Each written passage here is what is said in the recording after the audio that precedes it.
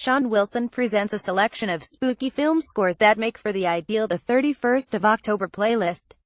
The scariest night of the year, Halloween, is upon us once again, and, in addition to all the cosplay and trick-or-treating, a playlist of horror hits is also essential to the big night. Horror allows film composers off the leash like few other genres do, often unleashing an onslaught of symphonic and choral mayhem guaranteed to pull a chill down the spine. This then is a curated selection of fabulously frightening horror music that you need to complete your Halloween.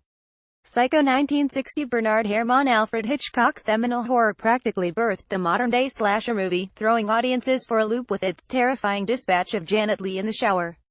The director would later credit 33% of Psycho's impact to regular collaborator Bernard Herrmann's chilling score, one as starkly monochrome and bleak as the film's black and white visuals. Composed entirely for a string ensemble, Herrmann brings a remarkable amount of emotional color from the setup, ranging from nail-chewing pensiveness to the flat-out terror of the jabbing violins for the aforementioned shower scene. Every composer in its wake was forced to recycle. The Omen 1976. Jerry Goldsmith. The only horror score to ever win an Oscar, The Omen was also Jerry Goldsmith's sole Academy Award. It's not hard to see why. It adds a brilliant layer of diabolical, satanic intrigue to director Richard Donner's visuals, indicating the dark forces surrounding Gregory Peck and Lee Remick's characters even as they remain unaware of the threat. Subsequently, it's a masterful example of how a score can heighten an audience's emotional response to what is happening. Goldsmith's groundbreaking use of Gregorian choir, particularly in the Oscar-nominated Avenue Satani main theme, both electrifying and disturbing. Quite possibly the greatest horror score ever composed.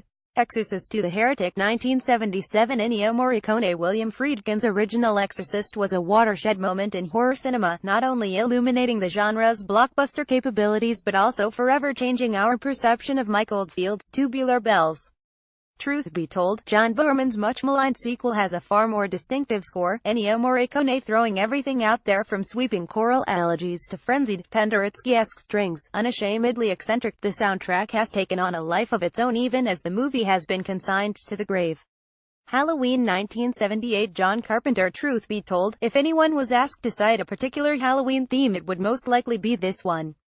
Writer-director John Carpenter recently claimed that his iconic synthesized main theme took only an hour to put together, but what it lacks in sophistication, the piece makes up for in sheer menace.